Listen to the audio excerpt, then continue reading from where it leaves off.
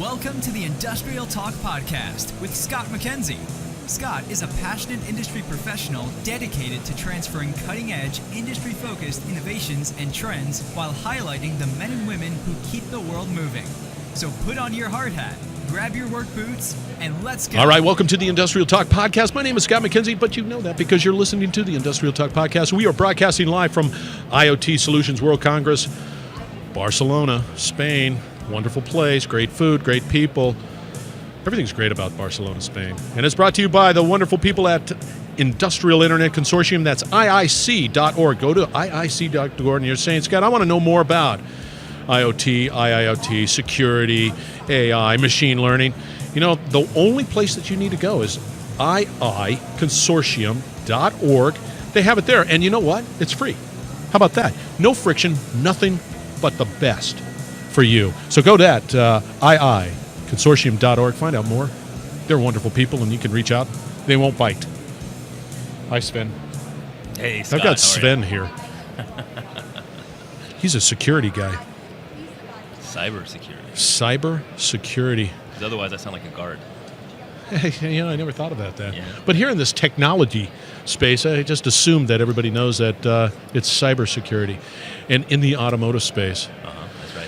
So when you think of professionals within the cybersecurity space, is the first person you think about Sandy? She's the best, isn't she? Sandy is awesome. I love Sandy. See, I interviewed her. And she's here today. Yeah, I interviewed her. I haven't seen her forever. Yeah. Really? Yeah. She mentioned your name a couple of times. Okay. Yeah. Right, with curse words attached. Probably. Yeah. No, heavens. We don't curse on the podcast here. We curse after the podcast and before the podcast. Don't you have the little bleep button? It does. As you can tell, as we broadcast from this particular conference, it picks up everything. So there's no bleeping out of anything. Somebody will hear it. Nice. I love it. All right, for the listeners there, Sven, give us a little background, who you are, who you're working with, and what you're all about. Okay, well, so Sven Schrecker, I'm the Vice President of Cybersecurity at LHP Engineering Solutions. So we're an automotive services company. So we're in the automotive industry. We support the manufacturers, the OEMs. Right, and then all of their supply chain. So in automotive, there's a really deep supply chain. So you've got the tier ones and the tier twos.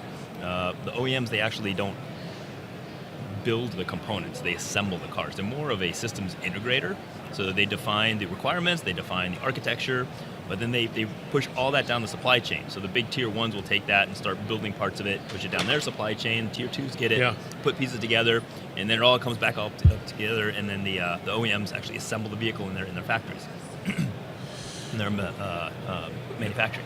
But what's interesting, Sven, is And we had this conversation last year, and it's been on my mind, and it really has. It's been on my mind for some time.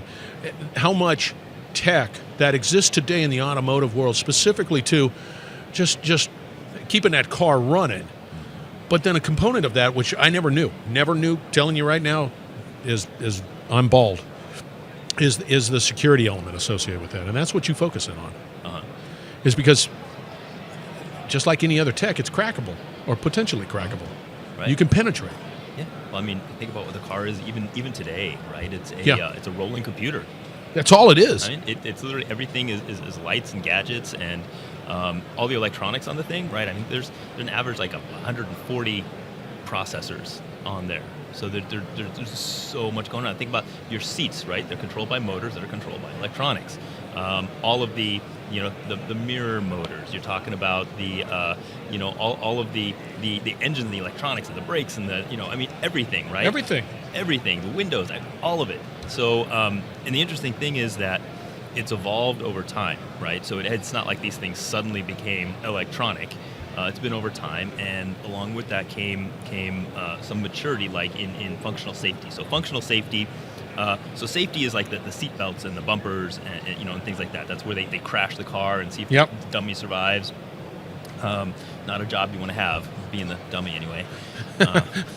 Sometimes but I just want to make sure that everybody understands I'm here at this particular conference and I feel like the dummy because I'm not the smartest, sharpest tool in the shed here. Yeah, but you're smart enough to avoid getting rammed into a wall at 60 miles an hour. So there's something for you. So that's the safety part. The functional safety part is around the electronic components, right? So you come in with the hazards and you say, how would this behave, on a country road, in traffic, at night, in the rain, what would a scenario be there for that? Or parked on a hill, Right. for 40, that kind of a thing. So you start looking at all these different scenarios and identifying places where there are potential issues. So the functional safety addresses that, and it's something that is certified. It's something that there's a lot of activity around. So it's a very mature process. Some hardcore calculations for random hardware failures. So the component builders, for every resistor you buy, every capacitor, they have metrics on it, so you can actually apply calculations to figure out what is the likelihood of random failures, how do those cascade, et cetera, et cetera. So there's all kinds of really detailed calculations in there for functional safety. And then you get to cybersecurity, and it's like, all right, well, let's build a little, 3x3 matrix, and you're in the green square, so you're good. And that wasn't a lot of analysis behind that, and it's just there's no foundation like there is in functional safety. So there are no metrics that come off the component. Nobody declares what their cybersecurity is, and I'm not sure anybody ever would and say, hey, we don't have any, or it's not very good, right? Just not something that happens, and so really the cybersecurity gets implemented very, very late in the process. It gets evaluated very late in the process, and it makes it really hard to figure out how effective is it.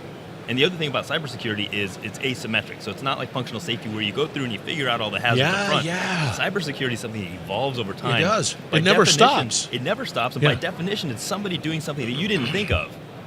How do you prepare for that? Yeah, you don't. Right? Yeah.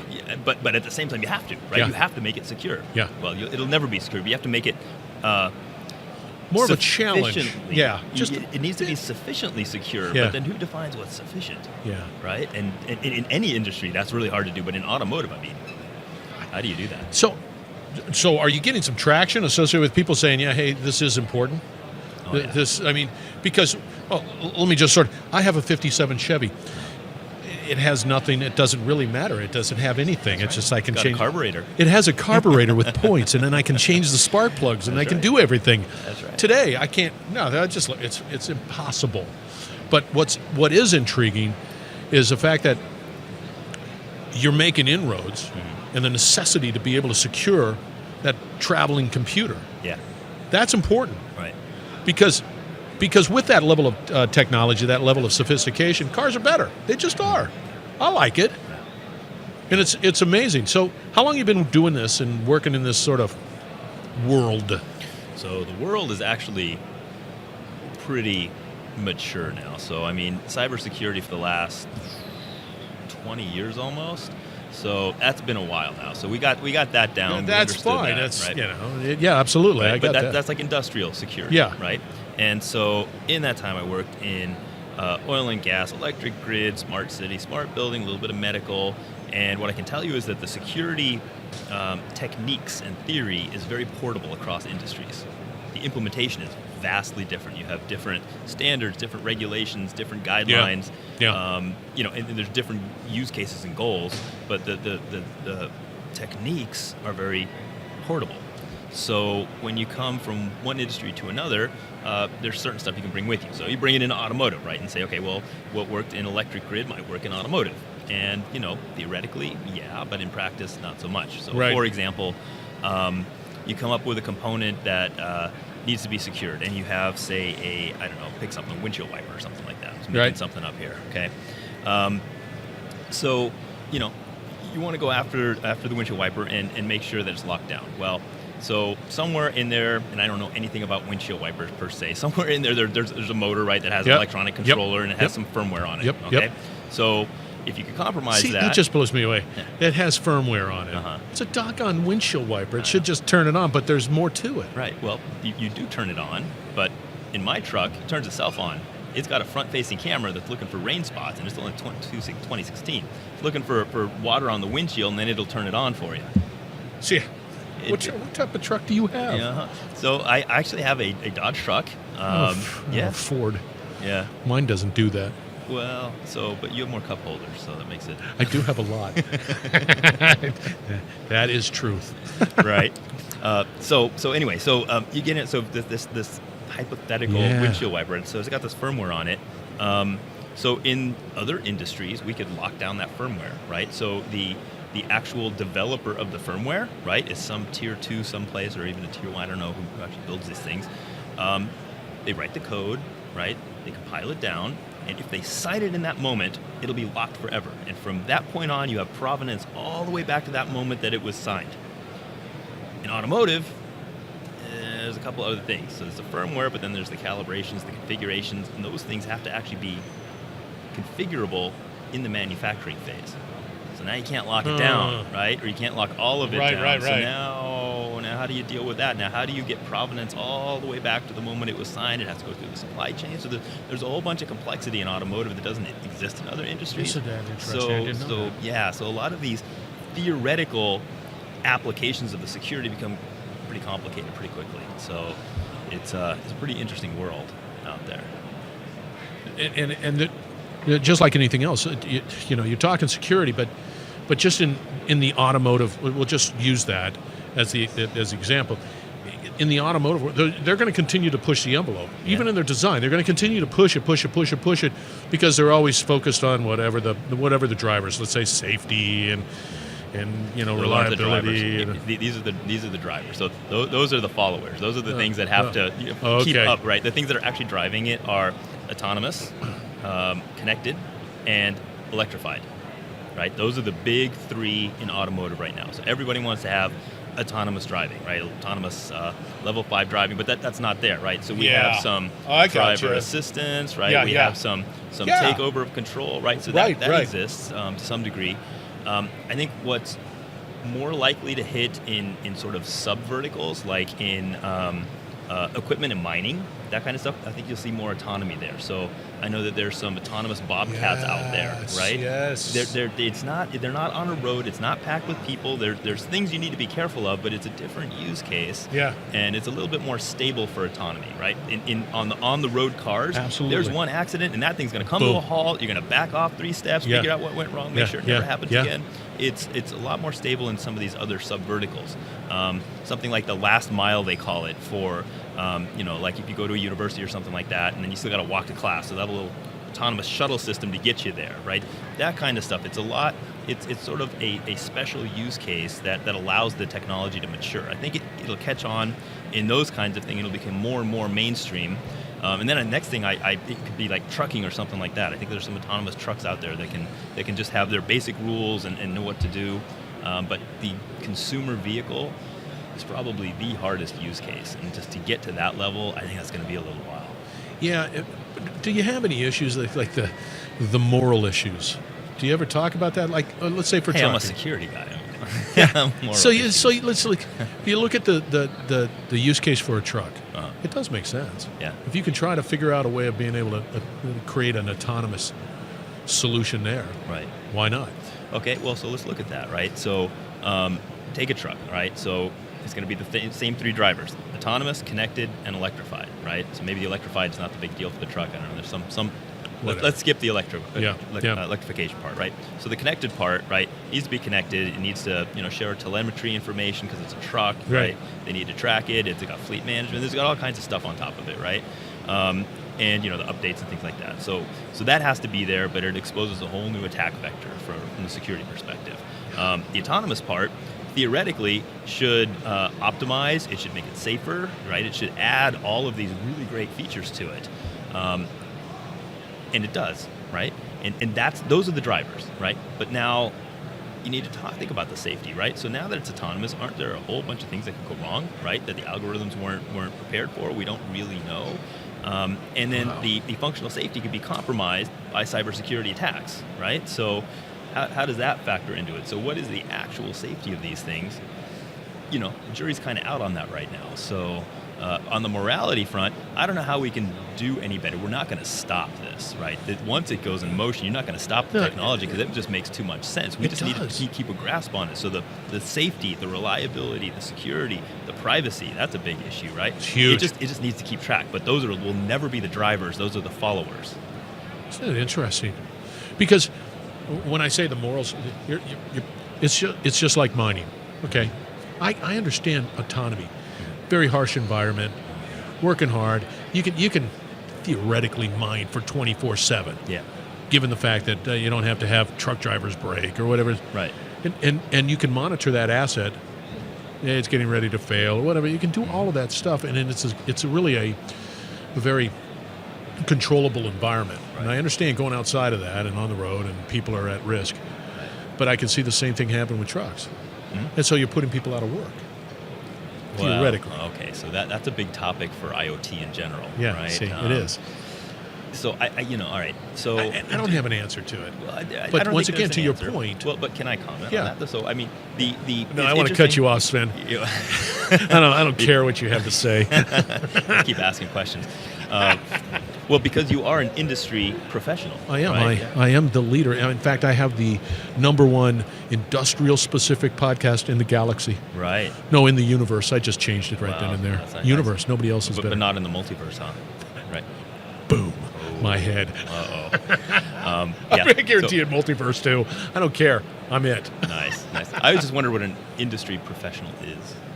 It's a voice like this. I'm an industry guy. Oh, I love Because it. I can sit there and talk and walk, and I understand what you're saying. Yeah. I love your voice, and the good thing is nobody can replace you. My money maker. I am eye candy, by the way. I love it. So go back. I Okay. mean, I'm serious about So, the answering because that's interesting to me. Okay, so the jobs, right? So, and I have to speculate because I don't have any hard metrics here. But I don't think the total number of jobs is going to change. I mean, think about the Industrial Revolution, right? So the first one, right? Yep. So we went from people power and animal power to steam and Right. mechanization, right? There was still work to be done. It was just done in a different way, right? They created new jobs, new kind of jobs. Right, And right. then came the second industrial revolution with electricity. So now you got factories and you got whatever else they did, right? The automation or whatever, right? The what's that called? The The cotton gin, I have no clue. yeah, I'm following it, baby. The thing that Ford did, right? Yeah, The conveyor belt. That's right. It's whatever it's called, right? Dang it! I know what Yeah, you're talking yeah, about. it's like at the tip It's of my and you're in the car business too. I know, right? I don't build them though. Okay, we got it. It's that we got it. Continue to Yeah. talk, and Okay. as I not listen to you because now I'm. I It's know. I'll just assembly talk. line. Thank you, assembly. I'm glad you said that because I was going to talk about random stuff until I figured that out. No, thank you for figuring that out. You're welcome. I wasn't going to listen to you until I figured it out. But we converged once we figured it out. Yes, we Right. did. Nice. We overcame the problem. That's right. So assembly lines, right? So Yeah. so that changed things, right? So now there were assembly line jobs, right? And then came the third industrial revolution with computers. So now they're actually changing the assembly lines and exchanging them for, robots and things like that. So are we losing jobs? So assembly line jobs are being lost, but who's going to program the robots? Who's going to, right? They're different. Right. So it's the evolution there is becoming more complex. It's Darwin at work. Yeah. And so in the fourth industrial revolution is IoT. It's It is. connectedness, right? Right All now. the little devices. We're Digitization, in it. whatever it is. You know what's really interesting here? Yeah. So it took an infinite amount of time to get to the first industrial revolution. So since the beginning of time, the beginning of the universe was 6 billion years, whatever it is nowadays, right? So we get to the first industrial revolution, and it takes about 100 years to get to the next one when we do the assembly line, Right, right? right. And it was about, give or take, about 50 years till you got to the computers, right? Another 25 years or so till you get to the IoT part. Yeah. So that means that this fourth industrial revolution should be about half that. Each one's about half, so that should Yeah. be about 12 years. And we're about 10 and a half into this thing. Yeah. So we got, what? A couple more. Yeah, Just a couple more years. Yeah, we've got 2 years left in Yeah. this one. So number 5's coming at us. So what's number 5 going to be? What do you think it's going to be? Well, so whatever it's going to be, I think it's going to be about 6 years long, right? And then the seventh one will be about 3 years long. The eighth one will be about 18 months. Now we're getting into months. The next one goes sub-year, 9 months, right? So what we see here is a trend for evolutionary improvement, right, with escalating complexity at a faster and faster rate, right? It doubles every time, or halves, the time length halves, right? So we're getting exponentially more complex with half the time to adjust to it. So what happens when we actually reach a point where there is just constant evolution? It just in every direction at once, and the complexity just goes off the board, right? or is this a long walk off a short pier, right? Is this how we have right. a reset, right? I mean, how do we sustain this? Right now, the controls we have in place across all of the industries, I don't know how you manage that. I don't just either. the complexity. And with complexity comes security issues. Yeah. So, I mean, we're just ripe. And the more integrated these things become, right? I mean, it's everything connected to everything. I mean, if you get a complete collapse of that, there's literally nothing. See, I'm already dazzled by the speed at which this is going. Yeah. Just Industry 4.0. I'm just dazzled by the speed and how the thinking and everything. It's like, and like you said, from a security point of view, it's like, my gosh. Right. I don't know how you manage that. But to your point about, there's always going to have that human element. It's not, that truck might be autonomous. You're not a truck driver anymore, but you better be able to get on it and code it and manage it, and whatever the service you can provide for that particular asset. Right. It's going to be needed because it's not done today. Right. Somebody's going to have to do it. Right. Well, and then so you mentioned the jobs, I like right? it. So there's different jobs, and I think the moral of that story is, whatever you do, don't have your kids do that. Have them do the next thing, right? What is the next logical step beyond that? You know what I mean? Well, except for you, because your kids can do exactly this and be awesome too, huh? I don't know. Do you know her? Yes. Who is it? We were in a panel this morning. Who's that? What's her name? Elena. No. Chill. She's from Okay. consulting company, Deloitte. She's from Deloitte. Okay, good. Yeah. I do know her. We met this morning. I'm going to be okay. All right, you listeners. That's Sven. How do you say your last name, Sven? Schrecker. Yeah. LHP. Engineering Solutions. Engineering Solutions. Yep. We're talking automotive. We're talking about security, cybersecurity specifically in the automotive space. You active out there on LinkedIn?